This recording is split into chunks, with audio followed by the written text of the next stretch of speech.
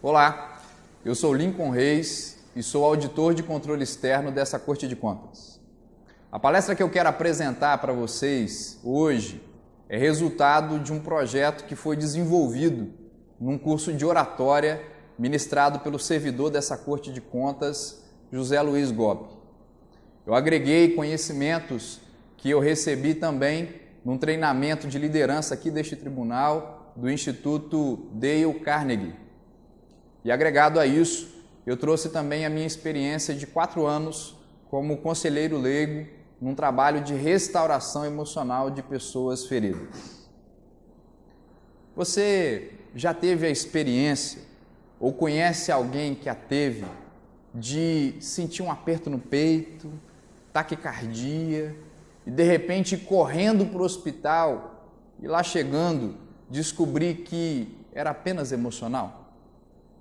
Pois é, a Organização Mundial da Saúde fez um estudo e divulgou que cerca de 33% da população mundial sofre de ansiedade. A ansiedade é um mal extremamente atual. Isso significa dizer, então, que que a cada 3 pessoas no mundo, uma delas sofre de ansiedade. A cada 3 pessoas, uma sofre de ansiedade. E o estudo verificou que esse mal é muito presente nas grandes metrópoles. É muito comum. De forma, então, que o estilo de vida agitado dos grandes centros faz com que as pessoas sejam acometidas de ansiedade com uma maior frequência. De fato, um estudo foi realizado em São Paulo e descobriu-se que cerca de 29,6% da população do estado de São Paulo sofre de algum tipo de perturbação mental. Então não há como desprezar a ansiedade. Mas o que é a ansiedade? A ansiedade é uma espécie de medo, só que é um medo em relação ao futuro. Um medo de que algo possa vir a acontecer, que eu não desejo, ou um medo de que algo que eu quero que aconteça não venha acontecer. A ansiedade, ela difere um pouquinho do medo, porque o medo, ele paralisa você. O medo trava você, ele impede você de prosseguir. A ansiedade te acelera, ela te agita e ela faz com que você possa tomar decisões precipitadas. Eu me lembro que há algum tempo, no ano passado em particular, eu fui acometido de uma toxoplasmose e eu fiquei cerca de 2 meses doente. E eu sou servidor dessa Corte de Contas, mas eu também tenho um outro emprego e sou professor de um curso preparatório para concurso público. E durante esse período em que eu não trabalhei, eu percebi que as minhas dívidas foram aumentando. E aquilo foi me gerando uma ansiedade. E logo que eu voltei, eu tentei tirar o atraso o mais rápido possível. Mas as circunstâncias não cooperaram. E eu pensei então que eu tinha que reduzir gastos. Eu tinha que reduzir as minhas despesas. E naquela época, eu estava morando em Serra e trabalhando em Vitória. E eu percebi então que o percurso de carro era de cerca de 30 a 40 minutos. E eu pensei então que fazer esse percurso de bicicleta economizaria muito os meus gastos. E eu pensei em vender um carro, porque a minha casa tem 2 carros, e isso tudo ajudaria a lidar com as dívidas. E então, de uma forma precipitada, eu tomei uma decisão, algo que não é comum para mim, e fui lá e comprei uma bicicleta, fiz um investimento que naquela época eu não podia fazer, e na primeira vez que eu fiz a experiência, eu descobri que ela não daria certo, porque eu trabalhava de manhã, chegava à noite em casa, e eu já chegava extremamente desgastado, e eu percebi que eu não daria conta. O que me fez tomar essa decisão? A ansiedade. Na medida em que ela me agitou, na medida em que ela me acelerou, eu percebi então que eu tinha que tomar uma decisão, quando na verdade eu não tinha. Se eu tivesse ouvido alguém, por exemplo, o conselho já teria me demovido dessa ideia. Mas hoje a bicicleta está lá. E ela é para mim um símbolo da minha ansiedade e do meu descontrole, que me faz repensar. A ansiedade, ela tem efeitos físicos.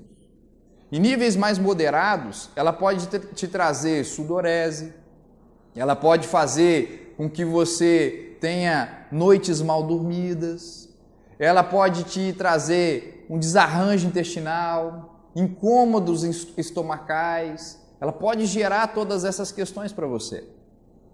Mas se você não tratar a ansiedade, ela vai se agravando. Porque as nossas sensações são acumuladas no nosso sistema de forma cronológica e separadamente. Então, em cada evento da sua vida em que você acumula ansiedade, aquilo vai enchendo o seu sistema de medo. E isso pode, então, trazer efeitos muito significativos para o seu físico.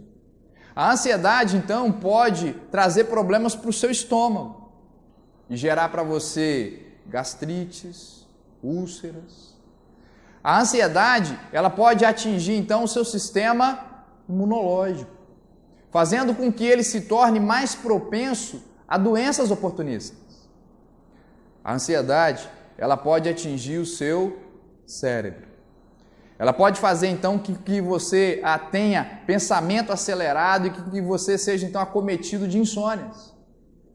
A ansiedade não tratada, ela pode atingir o seu coração e gerar aumento da pressão arterial, gerar problemas cardiovasculares. Ela pode trazer ainda problema para os seus pulmões e fazer, então, com que você tenha uma respiração ofegante e que você se torne mais propensa a ter problemas de saúde nessa área. Então você precisa considerar como lidar com a ansiedade. Mas o que fazer quando as coisas dão errado? O que fazer quando o planejamento que você fez, ele não se realizou, ele não se concretizou, os resultados não vieram? Eu me lembro de uma ocasião em que a minha esposa estava voltando para a nossa casa em Serra com as minhas 2 filhas pequenas. Naquela época, a mais nova tinha cerca de 3 anos e a mais velha tinha cerca de 5. Elas estudam em Vitória, na região metropolitana, e a gente morava em Serra, cerca de 30 a 40 minutos, às vezes 1 hora até a minha casa. Naquele dia, ela já tinha pegado as crianças tarde na escola, passou no supermercado e quando ela chegou em casa, ela tinha compras para guardar, as crianças para cuidar e elas já estavam desgastadas no carro, e você que tem criança pequena sabe como é que essas coisas são. E ela estava ali administrando o próprio cansaço, o estresse das crianças, as obrigações da casa, e eu nessa época, ou nesse horário, eu estava trabalhando. Quando ela se aproximou de casa e foi abrir a porta, ela se lembrou que a chave de casa estava comigo. E aí, naquele momento, aquilo foi a gota d'água para o seu estresse. E aí ela decidiu, então, fazer uma coisa. Ela decidiu fazer um desabafo no Facebook. Não tem esses desabafos que as pessoas fazem lá no Facebook para poder dar um alívio? Pois é, ela foi lá e contou a história. E aí as pessoas foram fazendo comentários, ela foi conversando, porque eu ainda levaria um tempo para chegar em casa. E aí teve uma amiga dela que fez o seguinte comentário: você esqueceu a chave de casa? Que bom, você tem casa. Você não tem como guardar as compras do supermercado? Que bom, você pôde passar no supermercado e fazer compras. As suas filhas estão chorando lá no carro? Que bom, você tem o privilégio de ter filhas. Você veio de carro para casa? Que ótimo, você tem um carro. E elas são muito amigas, elas acabaram rindo depois dessa situação, mas o fato é que essa mulher, ela disse algo para minha esposa que Dale Carnegie, no seu livro Como Lidar com as Preocupações e Começar a Viver, disse: ele disse assim: seja grato. E ele disse então que se você quiser lidar bem com as preocupações da vida, você precisa aprender a ser grato. Porque a gratidão, ela gera um sentimento de contentamento na alma. Ela gera uma sensação de coisa boa. Ao passo que a murmuração, ela gera um efeito inverso. Ela gera um efeito de insatisfação, de frustração. E se você se concentrar nessa sensação, ela intensifica a preocupação, ela aumenta a sua ansiedade. E observe, quando Dale Carnegie, ele diz assim, seja grato, ele está dizendo para você que isso é uma decisão. Isso não é uma sensação. O que ele está querendo dizer então é que em todas as circunstâncias da vida, se você quiser, você tem a opção de ser grato ou de não ser grato. Você tem a opção de ser grato ou de murmurar. Isso é uma escolha. Isso não é baseado em circunstâncias ou em sensações de momento. É uma escolha. Mas essa escolha é uma escolha muito importante e é uma escolha inteligente. No livro dele, ele diz que normalmente, cerca de 90% da nossa vida vai bem. 90%. Mas 10% costuma ir mal ou não está funcionando muito bem. Então isso tem a ver com a lei do foco. O que diz a lei do foco?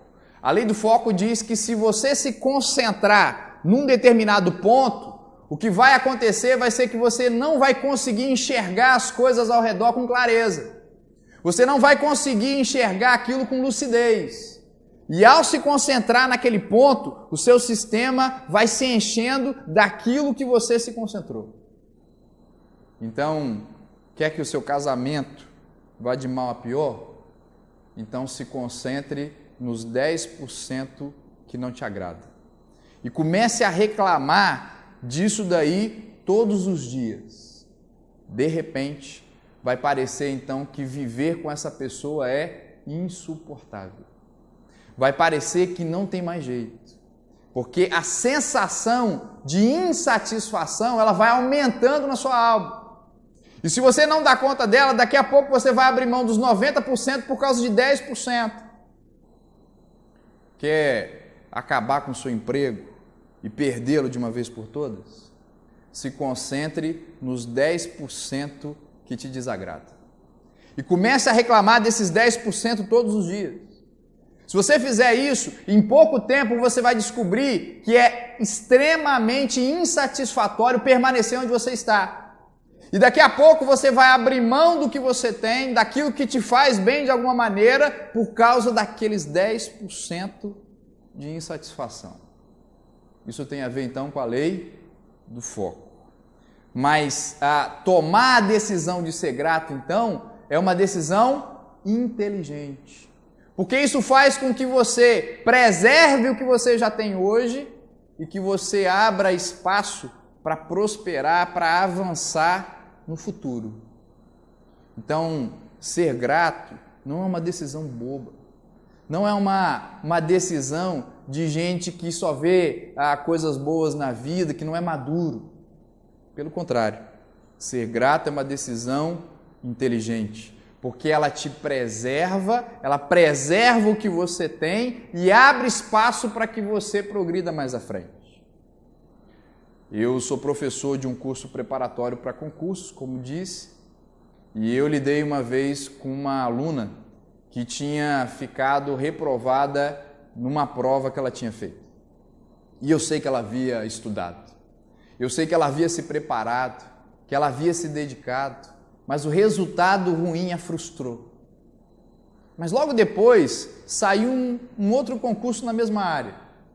E ela decidiu então seguir e aproveitar aquela oportunidade, venceu aquele momento de frustração e decidiu então ter um pouco mais de energia para batalhar pelo seu objetivo.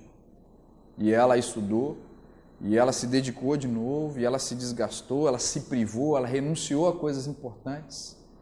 E quando chegou o resultado, ela ficou por cerca de 1 ou 2 pontos. E aquilo a frustrou tremendamente. E quando ela veio conversar comigo, ela veio me dizendo que o concurso não era para ela, que não valia a pena, que aquilo acontecia para as outras pessoas, mas para ela não acontecia. E ela começou então a se lamentar de tudo aquilo que ela havia se dedicado e que ela não havia conseguido. Mas eu a levei então a pensar de outra maneira.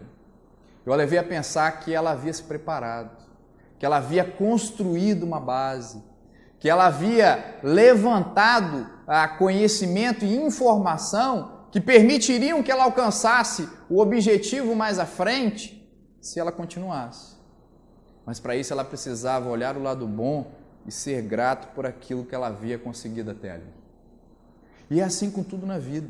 Se nós pensarmos num projeto simples, você vai ver que isso acontece. Eu aprendi com um amigo muito chegado que quem não é grato por aquilo que tem, perde até aquilo que tem. E eu vou repetir isso para você. Quem não é grato por aquilo que tem, perde até aquilo que tem. Essa colega, essa aluna, ela estava para perder algo que viria mais à frente por causa da frustração e por causa da decisão de murmurar sobre os seus resultados negativos. Mas porque ela decidiu enxergar de uma maneira diferente, ela fez um outro concurso que veio logo à frente. E ela fez uma prova para o Tribunal Regional Eleitoral e ela foi aprovada, e foi aprovada com sobra. Ela foi aprovada por causa do que ela estudou para o TRE? Não, ou não somente. Ela foi aprovada por aquilo que ela estudou nos 2 concursos anteriores e que fizeram com que ela chegasse naquele bem preparada para conquistar a vaga. Então foi o resultado de um treinamento. E é assim com outras coisas na vida. Se nós não aprendermos a ser gratos por aquilo que temos, nós tendemos a perder o que já temos. Quer ver só numa coisa muito simples? Se você decidir fazer dieta por 30 dias porque você quer perder peso, se durante 30 dias você disser não para si mesmo, você seguir a regra, se acontecer na realidade você então dizer não para si mesmo, como você não tinha feito até então, se ao final de 30 dias chegar lá, subiu na balança e descobriu que você não perdeu nem 1 quilo sequer, ao contrário, você perdeu 30 dias, você vai fazer então o que logo depois? Vai chutar o balde. Enfia a cara na Nutella, um sorvete e chuta o balde em relação a todo aquele projeto que você tinha feito. Mas você poderia ter escolhido olhar de outra maneira. Você poderia ter pensado, por exemplo, que você se dedicou durante 30 dias dizendo não para si mesmo. Isso significa dizer que você estava mais forte do que você estava 30 dias atrás. E isso significa então que estando mais forte, se você prosseguir, você vai alcançar o seu objetivo mais cedo ou mais tarde. Ser grato faz com que você mantenha o que você tem e abre portas para que você alcance coisas melhores no futuro. E de fato, parece que Deus gosta de agraciar aqueles que são gratos. Ele gosta de dar coisas boas para quem é grato. E para ilustrar isso para você, eu gostaria que você visse um vídeo.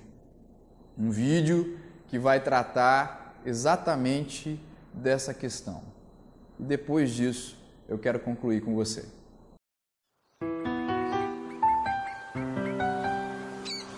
Nice shoes, where'd you get them from? Yeah, shoes. Where'd you get them? From the trash bin?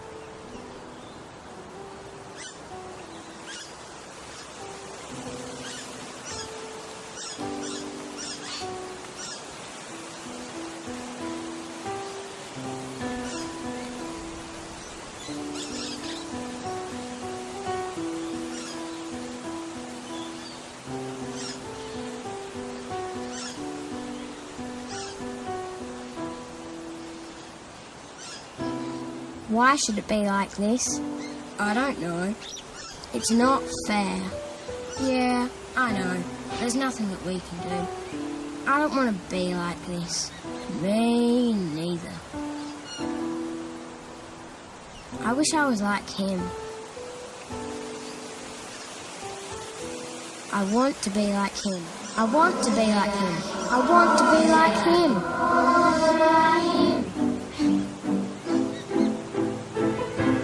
Yes!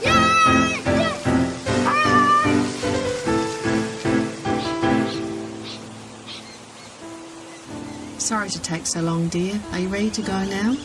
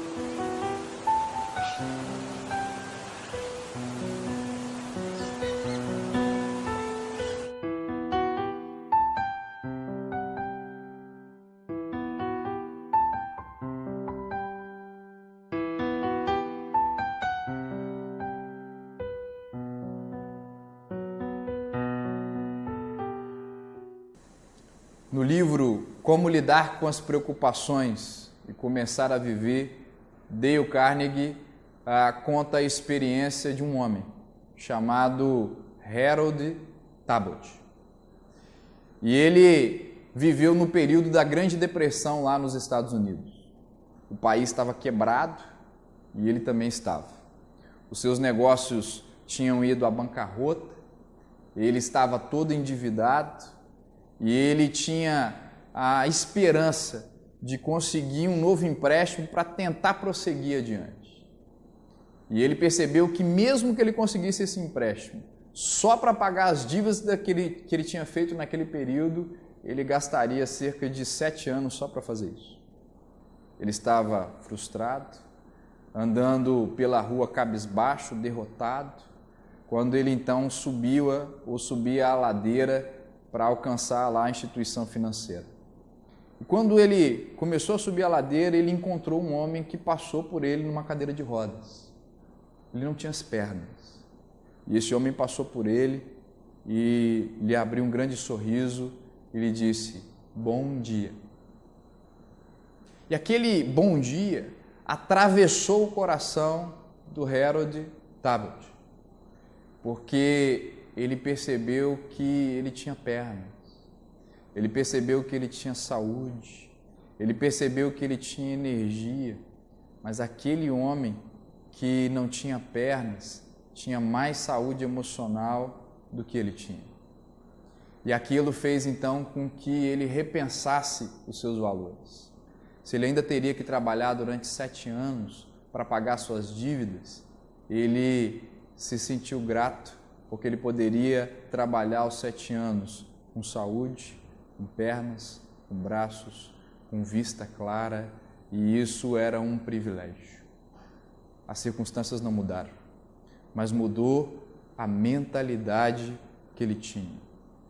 E para que ele não se esquecesse dessa experiência, ele escreveu isso num pedaço de papel, colou na sua escrivaninha, para que ele sempre se lembrasse. E ele disse o seguinte: eu estava triste porque eu não tinha sapatos, até que ao subir a rua encontrei um homem que não tinha pés. E você? Qual é o seu motivo para ser grato hoje?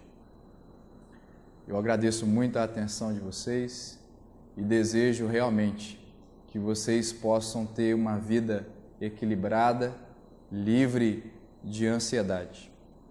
No final do vídeo segue aí um contato e se você precisar, eu estarei à disposição de vocês. Muito obrigado.